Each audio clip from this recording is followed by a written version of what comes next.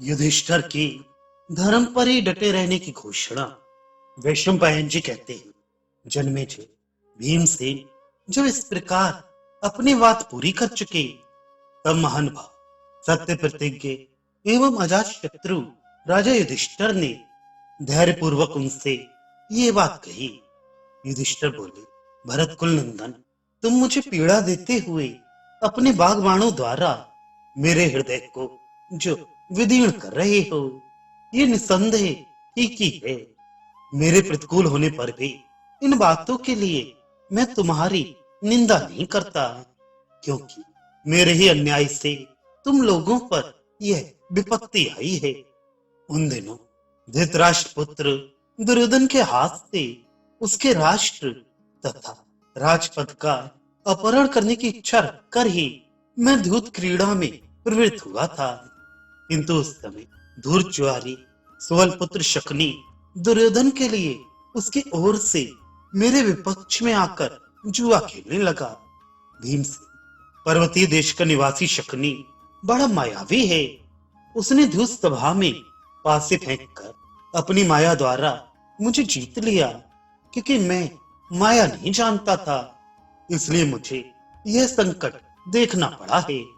शकुनी के सम और विषम सभी पासों को उसकी इच्छा के अनुसार ही ठीक ठीक पढ़ते देखकर यदि अपने मन को जुए की ओर से रोका जा सकता तो यह अनर्थ ना होता, परंतु क्रोधावेश मनुष्य के धैर्य को नष्ट कर देता है, इसलिए मैं जुए से अलग ना हो सका।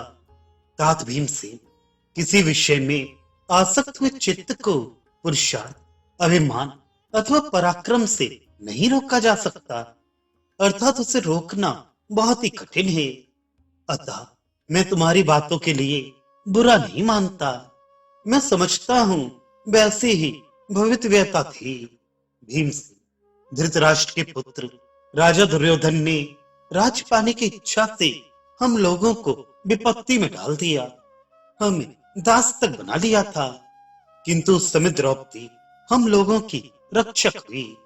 तुम और अर्जुन दोनों इस बात को जानते हो कि जो हम पुनः द्यूत के लिए बुलाए जाने पर उस सभा में आए, तो उस समय समस्त भरतवंशियों के समक्ष धृतराष्ट्र पुत्र दुर्योधन ने मुझसे एक ही दांव लगाने के लिए इस प्रकार कहा, राजकुमार अजातशत्रु, यदि आप हार जाएं तो आपको 12 वर्षों तक इच्छानुसार सबकी जानकारी में और पुनः 1 वर्ष तक गुप्त वेश में छिपे रहकर अपने भाइयों के साथ वन में निवास करना पड़ेगा। कुंती, यदि भरतवंशियों के गुप्तचर आपके गुप्त निवास का समाचार सुनकर पता लगाने लगे और उन्हें ये मालूम हो जाए कि आप लोग अमुक जगह अमुक रूप में रह रहे हैं, तब आपको पुनः उतने 12 ही वर्षों तक वन में रहना पड़ेगा। इस बात को निश्चय करके इसके विषय में प्रतिज्ञा कीजिए। भरतवंशी नरेश, यदि आप सावधान रहकर इतने समय तक मेरे गुप्तचरों को मोहित करके अज्ञात भाव से ही विचरते रहे, तो मैं यहाँ कौरवों की सभा में यह सत्य प्रतिज्ञा करता हूँ कि उस सारे पंचनद प्रदेश पर फिर तुम्हारा ही अधिकार होगा। भारत, यदि आपने ही हम सब लोगों को जीत लिया, तो हम भी उतने समय तक सारे भोगों का परित्याग करके उसी प्रकार वास करेंगे। राजा दुर्योधन ने जब समस्त कौरवों के बीच इस प्रकार कहा, तब मैंने भी तथास्तु कहकर उसकी बात मान ली। फिर वहां हम लोगों का अंतिम बार निंदनीय जुआ हुआ। उसमें हम सब लोग हार गए और घर छोड़कर वन में निकल आए। इस प्रकार हम कष्टप्रद वेश धारण करके कष्टदायक वनों और विभिन्न प्रदेशों में घूम रहे हैं। उधर दुर्योधन भी शांति की इच्छा न रखकर और भी क्रोध के वशीभूत हो गया है। उसने हमें तो कष्ट में डाल दिया और दूसरे समस्त कौरवों को जो उसके वंश में होकर उसी का अनुसरण करते रहे हैं, देश जातक और दुर्रक्षक आदि ऊंचे पदों पर प्रतिष्ठित कर दिया है।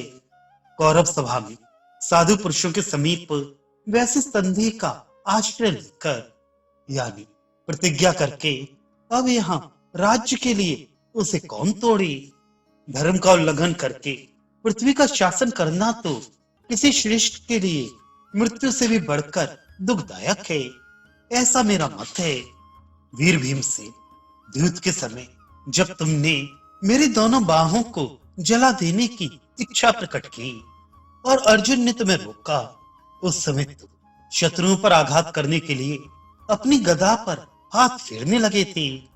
यदि उसी समय तुमने शत्रुओं पर आघात कर दिया होता तो कितना अनर्थ हो जाता। तुम अपना पुरुषार्थ तो जानते ही थे।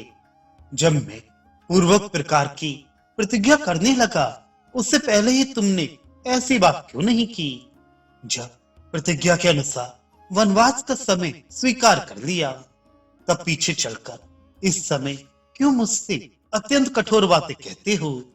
भीमसेन, मुझे इस बात का भी बड़ा दुख है कि द्रौपदी को शत्रुओं द्वारा क्लेश दिया जा रहा था और हमने अपनी आंखों देखकर भी उसे चुपचाप सह लिया। जैसे कोई विष घोलकर पी ले और उसकी पीड़ा से कराहने लगे, वैसी ही वेदना इस समय मुझे हो रही है। भरतवंश के प्रमुख वीर कौरव वीरों के बीच मैंने जो प्रतिज्ञा की है, उसे स्वीकार कर लेने के बाद अब इस समय आक्रमण नहीं किया जा सकता। जैसे बीज बोने वाला किसान अपनी खेती के फलों के पकने की बाट जोहता रहता है, उसी प्रकार तुम भी उस समय की प्रतीक्षा करो जो हमारे लिए सुख की प्राप्ति कराने वाला है। जब पहले शत्रु के द्वारा धोखा खाया हुआ वीर पुरुष उसे फलता फूलता जानकर अपने पुरुषार्थ के द्वारा उसका मूलोच्छेद कर डालता है, तभी उस शत्रु के महान गुणों का अपहरण कर लेता है और इस जगत में सुखपूर्वक जीवित रहता है। वह वीर पुरुष लोक में संपूर्ण लक्ष्मी को प्राप्त कर देता है।